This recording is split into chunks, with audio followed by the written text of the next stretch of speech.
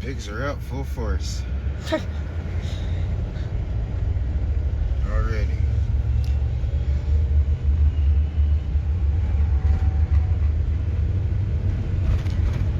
Hello out there, Facebook. So it's 6 p.m. on Wednesday evening. I've committed to doing the Decolonized yoga every Wednesday evening as part of the Winter Wellness series on Wednesdays. Just like life, things don't go as planned. I'm usually at home making these videos, but today we just happen to be on the road coming back from town. And that's often, the issue for creating a wellness practice is life comes up. Things don't go as planned. I don't get to do my daily practice every day before I leave the house. Sometimes I have to do a breathing practice to fit it into my day while I'm driving. So anyways, I made a commitment to make these videos. I honestly don't feel like making one tonight. I really don't. But I've made a commitment to my wellness and to share that with others. It's really dark right now. You can barely see me. But anyways, so I guess we'll do the best with what we have. And if I'm making a video in the dark, I'm making a video in the dark. So I wanted to talk about some of the teachings, yogic teachings about mindfulness. So we know that yoga comes from India. There's also forms of yoga in Taoist culture, in different forms of martial arts. I was told by a friend from Aztec heritage that they had their own form of yoga to go with their own martial arts before their scrolls were destroyed by colonizers and the church and so forth. So yoga isn't just singular.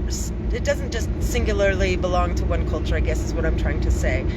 So I'm very grateful for the culture, our relatives in East India, maintaining these teachings for thousands and thousands of years. And so basically, since I'm in a vehicle tonight with limited capacity to do actual physical asana yoga, which is yoga that is the physical yoga, it's the postures, I'm going to be working with the breathing tonight. And it's said in the Vedas that if you want to heal the body, you do asana. If you want to heal the mind, you do mantra, chanting. If you want to heal the emotions, you work with the breath. I know for me, holidays, especially December, was always a really emotional month. So we're going to be working with the breath tonight. It's a very easy practice. We're going to be inhaling through the mouth and exhaling through the nose.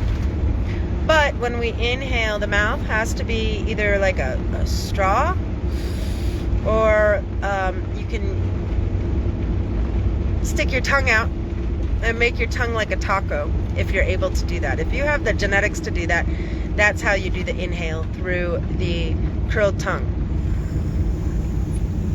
And then exhale through the nose. So we're going to be doing this breath, let's say, for 3 minutes. 3 minutes, actually 1 minute is the minimum amount of time that it takes for a practice to take any effect on your nervous system. 3 minutes, it begins to impact the nervous system more, and so forth. 11 minutes has a certain impact, and 31 minutes has a certain impact. So we're going to be doing this for 3 minutes to get an effect on it for our bodies. So we're going to close our eyes down, and we're going to inhale through the mouth. And if you can't make the taco tongue, just inhale through your mouth as though it's a straw. And exhale through the nose.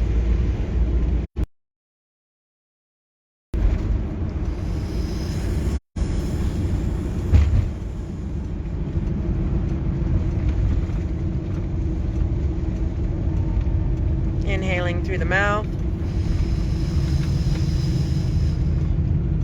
Noticing the cool air as you inhale, exhaling through the nose. Feeling that warm air leave the body.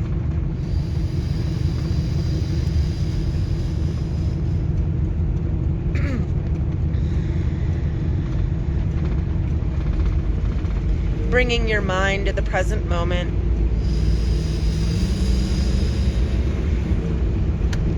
Making your full awareness focus on the inhale, the coolness of that breath, and breathing that inhale all the way down into the stomach, and exhaling through the nose, letting the heat leave the body.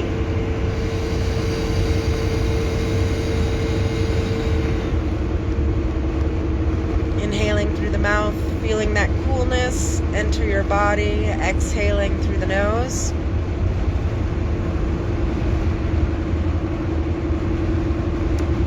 Inhaling through the mouth, through the puckered lips or taco tongue. Feeling the coolness of that breath coming down through the throat, down into the stomach, through the lungs, down to the stomach, and then exhaling through the nostrils.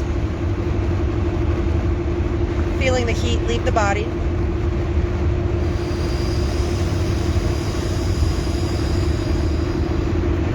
Eyes are closed, focusing at the space in between your eyebrows. That eye exercise puts pressure on the optical nerve, which causes the brain to release neurotransmitters that cause relaxation. Continuing to inhale deeply through the mouth. Exhaling through the nostrils.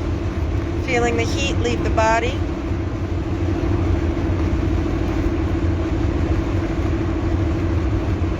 And inhaling.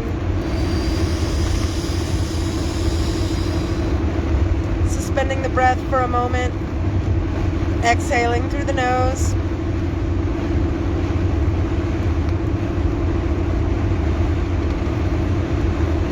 Inhaling.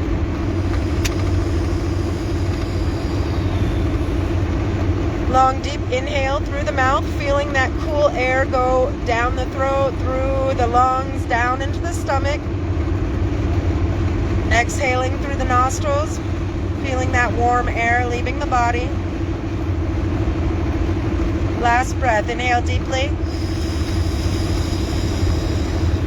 Feeling that cool air as you sip the air in through the mouth and exhale through the nose.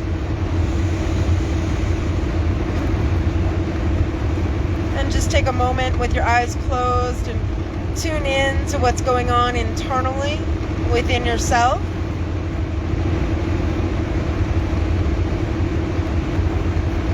Recognize where your energy's at. Notice if anything's changed for you doing that breath. So that specific breath is called the Siddhali pranayama. Like Italy, but with an S in front of it, Siddhali. And it can be used to calm your anger. I personally used to have a really bad problem with rage, and my thoughts did not go to healthy places. So I started using that breath for my own mental health. If I started thinking things that were unhealthy, and violent, I would take a break and walk out and look at the skyline or at the sunset, and I would practice that breath, and within a minute my whole physiology would change. I would just feel my blood pressure go down, and I would feel calm and like I didn't want to kill that person a moment ago. So that breath has been extremely powerful for me. And as you guys have probably noticed, I'm on the road right now. I wasn't planning to be on the road, but life doesn't work out as we plan it to, and I committed to doing a video every Wednesday in the evening to encourage wellness and support everybody else in their wellness journey. So I just wanted to show that dedication, or that discipline, because that's what it takes to really achieve our wellness goals. And I personally, I've had so many chronic illnesses since I was a child. Western medicine didn't do much for me. By the time I was in my early 20s, I was on 5 different prescription pills and just getting sicker and sicker. So I started learning about holistic medicine. I was blessed to study with a blind acupuncturist and naturopath for 10 years. And I've just had to learn a lot on my own wellness journey to heal things that doctors basically offered me little to no hope in their prognosis. So anyways, that's why I'm so adamant about supporting others in their wellness journey. So I wanted to reflect a little bit on yogic philosophy when it comes to thinking. I had a sister post on one of my, comment on one of my posts that yoga seems to be just a bunch of like generic stretching. And that's kind of like what capitalist America has turned yoga into, is commercialized stretching. But it's so much more than that. It's a lifestyle and a practice. It's not a religion. Yoga is Sanskrit, or comes from the Sanskrit word which means to yoke, the yug, or to yoke yourself. So you can yoke yourself to any spiritual belief you have and still practice yoga as a practice, a physical wellness practice. And part of that practice is mindfulness of your thoughts and having right thought to create right action. So a lot of times we'll have these emotions, excuse me, like all of a sudden we'll just be angry about something, or we'll have this nervousness or anxiety or some type of emotion, and we don't know why we're feeling that way. And the first step to changing how we feel is changing how we think. I think there's a book written about that. Change Your Life, or can't remember the name of the book, but anyways, there's a whole theory on it.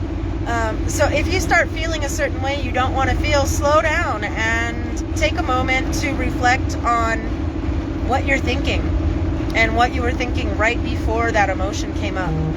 Because there's a deep, deep connection between our cognition and how we're feeling. And if we're feeling some sort of way, there was a thought behind that drove that emotion. Hey, Jesse. So, yeah, just being able to slow things down frame by frame and be mindful about how we're living, how we're thinking, what energy we're bringing all the time. And if we are not bringing the energy we want to bring, that breathing practice we just did a few minutes ago, that will change your entire physiology, your entire anatomy. If you practice that breath 108 repetitions a day, it'll change your metabolism. You'll actually lose weight from that breath. So breathing is such an amazing, dynamic exercise that we can do at any time. Like, I'm cruising in a van right now. Obviously the passenger, I'm not driving, but I'm still able to show up and do a wellness practice with you guys, because breath is accessible anywhere to anyone, and there's so many different breathing techniques that we can access. And by breathing, we really get to slow down our emotions and take a look at them, and even accept emotions we don't think we have or don't want to have. And that's the key to creating peace of mind, is embracing all of those emotions, and just making space for them. Slowing down and really taking a look at how we're living, and if we're living with the intention and energy we want to live with. And if we need to make an adjustment to that, breathing is an amazing way to do that. So we are about to hit Apache Canyon. The reception isn't good here, so I'm going to go ahead and cut this video short. But thank you all who tuned in. I hope this breathing practice helped you. And I hope everyone has a safe and happy holiday season. Much love to everyone. Good night.